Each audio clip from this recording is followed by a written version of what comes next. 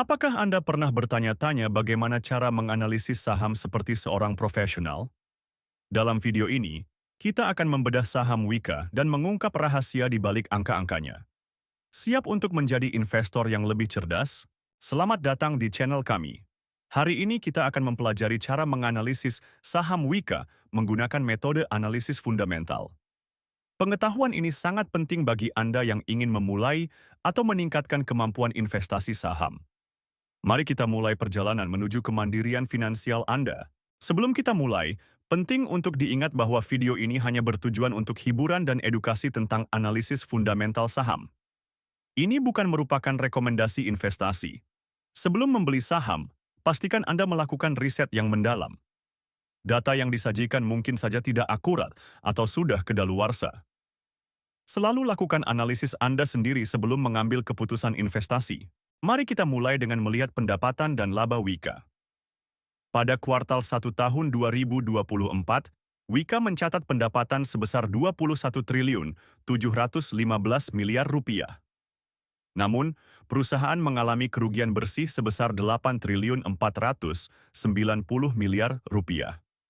Ini menunjukkan bahwa meskipun Wika mampu menghasilkan pendapatan yang signifikan, perusahaan menghadapi tantangan dalam menghasilkan laba.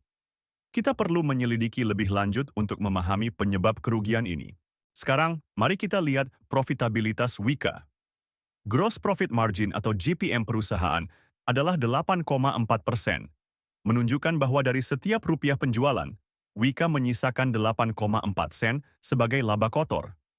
Operating Profit Margin atau OPM sebesar 3% menunjukkan efisiensi operasional yang relatif rendah.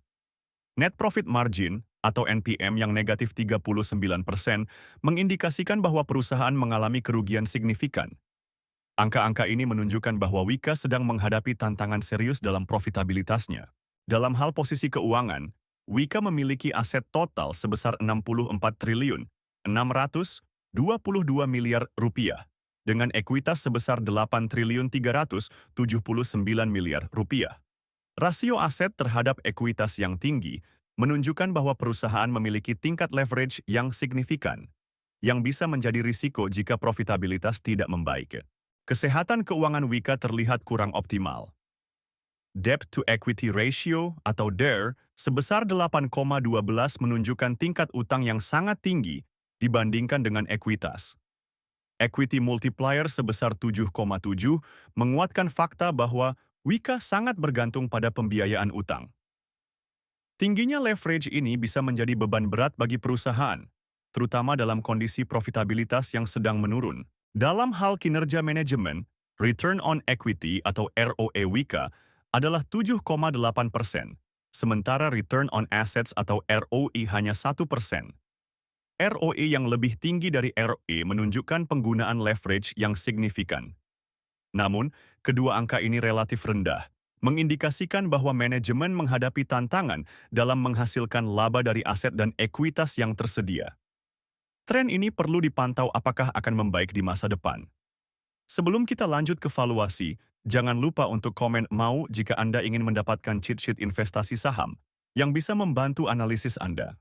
Dalam hal valuasi menggunakan PE Band, kita melihat situasi yang tidak biasa. Nilai wajar berdasarkan PE Band adalah negatif Rp33.504. Ini terjadi karena perusahaan sedang mengalami kerugian, sehingga PE rasio menjadi negatif. Dalam situasi seperti ini, PE Band mungkin bukan metode valuasi yang tepat untuk digunakan. Mari kita beralih ke PB Band.